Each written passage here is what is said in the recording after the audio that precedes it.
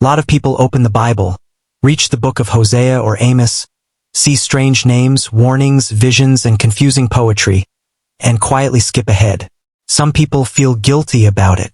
Others assume the minor prophets are just angry books about judgment that don't really connect to modern life. And honestly, that's understandable.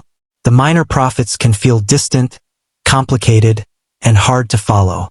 But here's the surprising truth. These 12 small books contain some of the most emotional, practical, and deeply personal messages in the entire Bible. They talk about heartbreak, injustice, spiritual burnout, pride, fear, disappointment, hope, and the kind of faith people struggle with every single day. Once you understand them, you stop seeing them as random ancient warnings and start seeing them as a mirror of human nature and God's heart.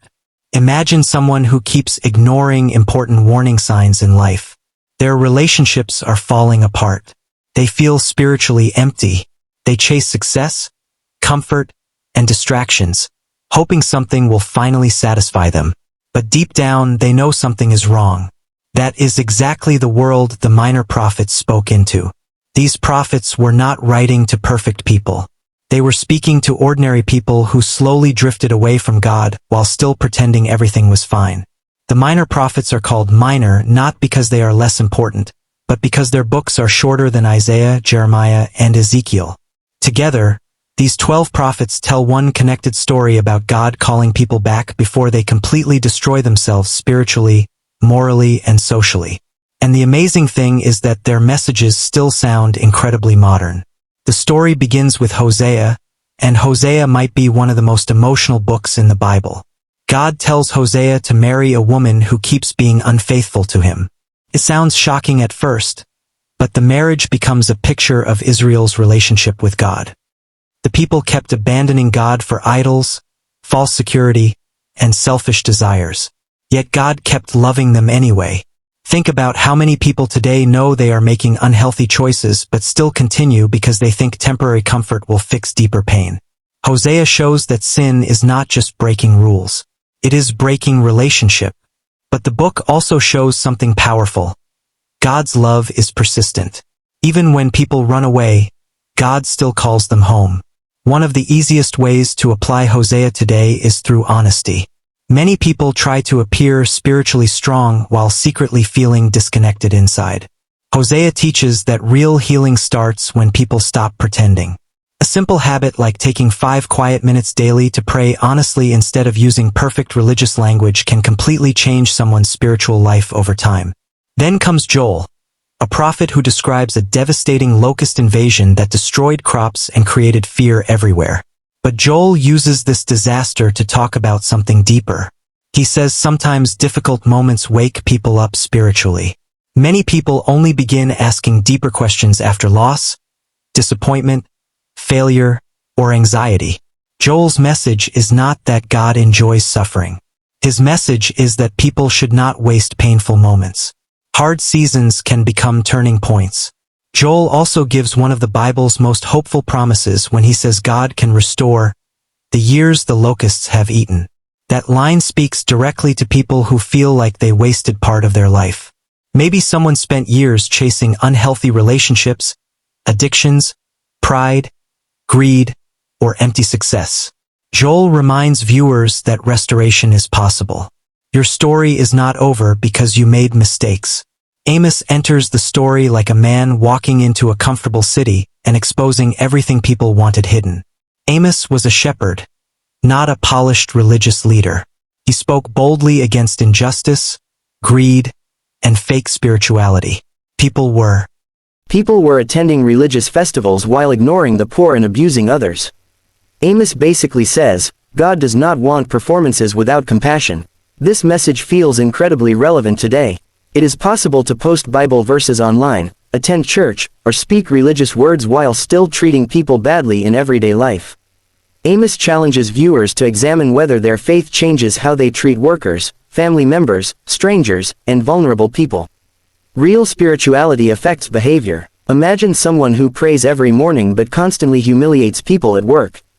Or someone who sings worship songs but refuses to forgive anyone.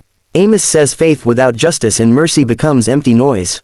One practical takeaway from Amos is to intentionally practice kindness where it costs something. Help someone who cannot repay you.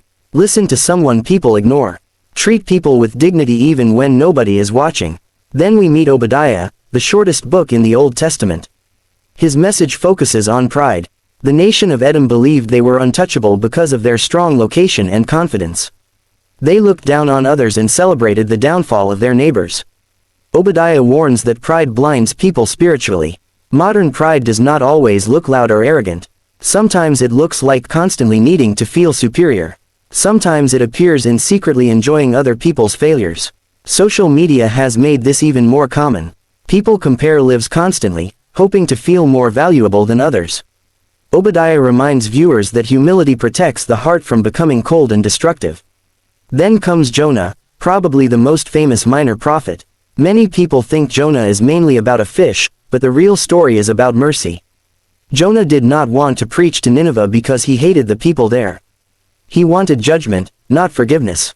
But God cared about even the people Jonah despised. This is where the story becomes uncomfortable. Most people want mercy for themselves but justice for enemies. Jonah reveals how easy it is to become bitter and self-righteous. Think about how often people divide the world into good people and bad people, believing certain groups do not deserve compassion. Jonah challenges that attitude directly. There is also another powerful lesson in Jonah.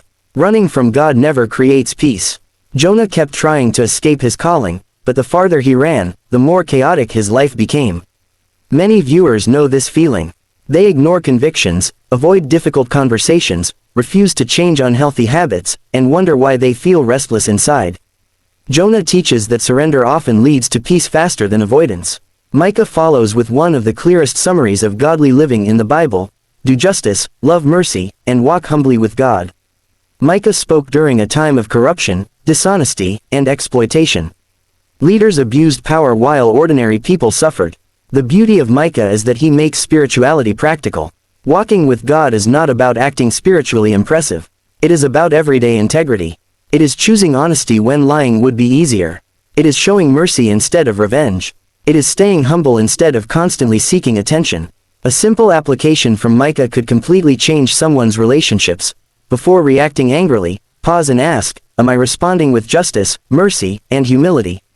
That small habit can prevent countless destructive arguments. Nahum may initially sound harsh because it announces judgment on Nineveh, the same city from Jonah. But the deeper message is that evil and violence do not last forever. People living under oppression needed hope that cruelty would not win permanently. Many viewers struggle when they see corruption, abuse, violence, or injustice in the world. Nahum reminds them that God sees evil clearly. Justice may seem delayed, but wrongdoing is not ignored forever. This message especially comforts people who feel powerless against unfair systems or harmful individuals.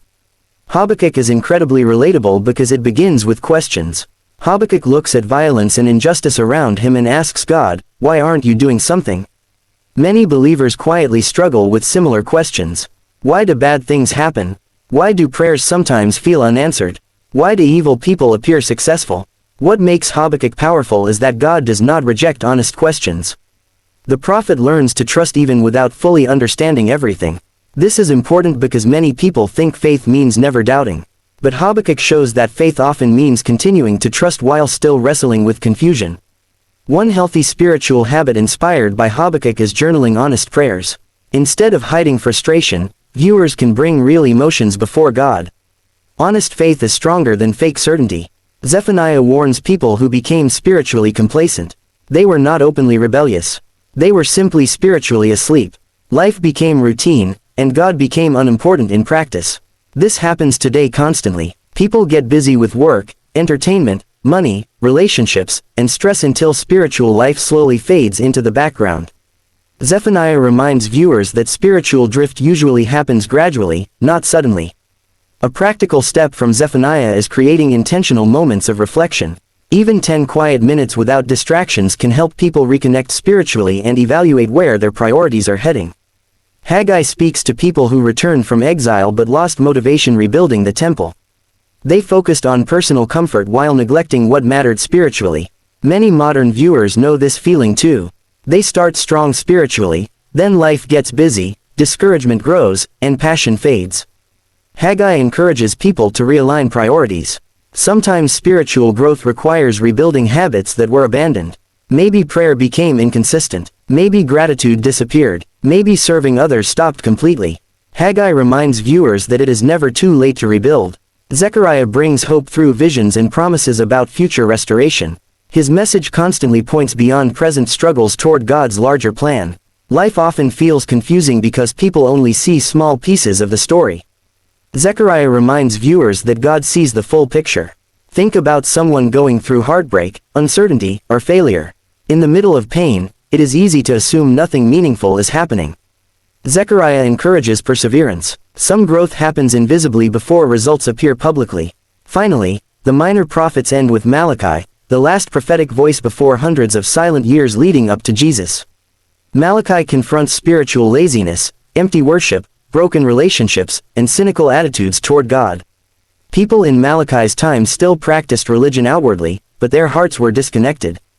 They gave leftovers instead of their best. They honored God with words while ignoring Him practically.